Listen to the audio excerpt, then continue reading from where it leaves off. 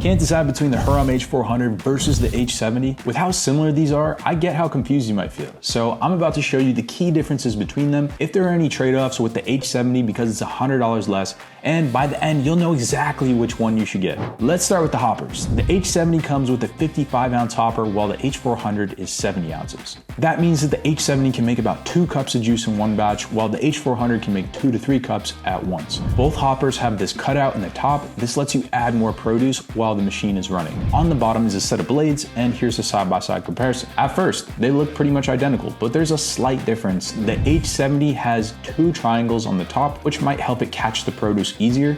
Let's flip them over. On the left is the H70 and on the right is the H400. The H70 has a half circle with a set of wings on the top and the bottom. Does that give it an edge over the H400? We'll find out later. Now, other juicers on the market come with a juicing screen. On top of the juicing screen is a set of wipers that dislodges pulp and sweeps juices into your cup. Then you've got an auger that sits inside which presses the fruits and vegetables. But these 2 juicers replace all of that with one simple part, and it easily pulls apart into 2 pieces. This is groundbreaking technology that Hurom engineers developed that no other company has. And you're probably thinking, what's so special about it? It makes cleanup lightning fast for both of these machines. All you have to do is pull it apart, rinse it, and that's it. Other juicers, you have to scrub the juicing screen tediously with a brush. This design is also less prone to mineral buildup. With stainless steel juicing screens, you can't afford to be as lazy with cleaning them. Otherwise, they can start to look like this after a while. Another thing that no one mentions is that the auger is ready for sorbets right out of the box. You don't need to pay for any separate attachments like other machines on the market. Now, both the H400 and the H70 use the same auger technology. The difference is the H70 has an I shape on top of its auger where the H400 doesn't. The H400 auger is also slightly taller because it is the taller machine. Now, the chambers on both machines are practically identical, but there are some subtle differences. The H400 has a chamber capacity of 500 milliliters while the H70's is 450 milliliters. All that really means is if you close the juicing caps, the H70 chamber fills up with juice faster. Both have these gauge meters on the front that shows you how much juice is in the chamber, and both of these machines have a mechanism underneath, the pulp ejectors, that flips open. This helps you clean pulp out of the machine quicker instead of digging it out with a brush. The H400 has a built-in pulp container in the back of the machine while the H70 doesn't. The H70 is going to need a separate pulp container which can take up more counter space. Now, if you're anything like me, that means you want a juicer that's simple and easy to put together, because let's face it, the easier it is to use, the more likely you're going to get use out of it. For the H70, it took about 7 seconds to assemble, and for the H400, it was about 12 seconds. Both are incredibly simple. Both machines weigh about 14.8 pounds. That sort of shocked me because the H70 feels like the more portable machine. Where you really notice is its footprint. The H400 is about 1.3 inches taller. That might not sound like much, but I kind of like how the H70 is just a little bit more compact. So the H70 gets the point here.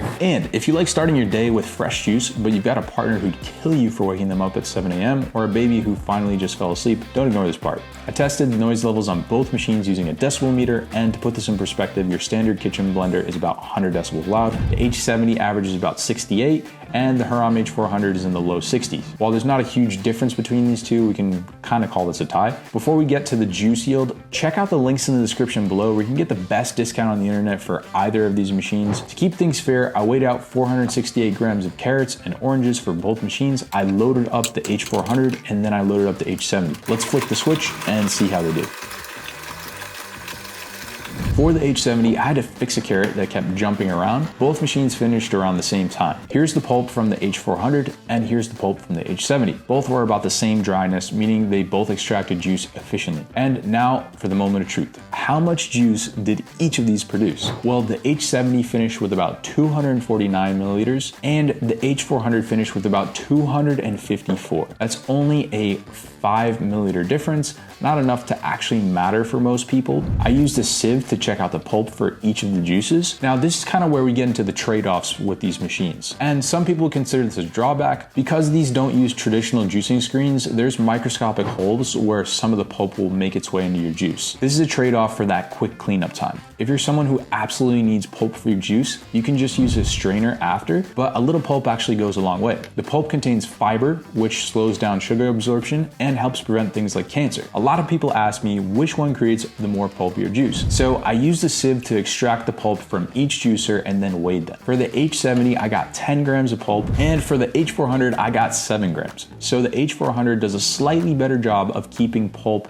out of the juice than the H70. But there's one massive problem with this single test. You're not getting the full picture here. Some people ask, how does it do with celery? What about ginger? How dry is the pulp? So I actually spent more than 37 hours comparing these machines with celery, ginger, oranges, and leafy greens, and I've got those exact numbers for you. To start, I measured 6 ounces of celery juice for each juicer. I loaded up both machines with celery and then let them rip. The H400 produced about 132 milliliters, while the H70 produced about 107 milliliters. For ginger, I measured 1.3 ounces for each juicer. The H400 produced about 21 milliliters of ginger juice, and the H70 produced about 27 milliliters. Next up, oranges. I measured out 8.5 ounces of oranges for each machine. That turned into 162 milliliters of juice for the H400, and for the H70, we got about 168 milliliters. For leafy greens, I used about 2 ounces, which is about a half bag. The H400 produced about 28 milliliters of green juice, while the H70 was 20 milliliters. Here's the final scorecard. The H400 performs better with fibrous vegetables like celery and leafy greens. The H70 actually does better with softer fruits like oranges and hard roots like ginger. Now we gotta talk about something everyone complains about: cleanup time. I timed how long it would take to clean each machine. The Hurom H400 took about 1 minute and 6 seconds, while the H70 took about 50 seconds. Both are incredibly fast, but the H400 is slightly slower due to having more surface area that you have to clean. Now we gotta talk about the elephant in the room. Is the H400 worth the extra $100? Both come with a 15-year warranty, so they're built to last. The H400 hopper makes about an extra cup of juice per batch. It produces slightly less pulp, and it has a built-in pulp container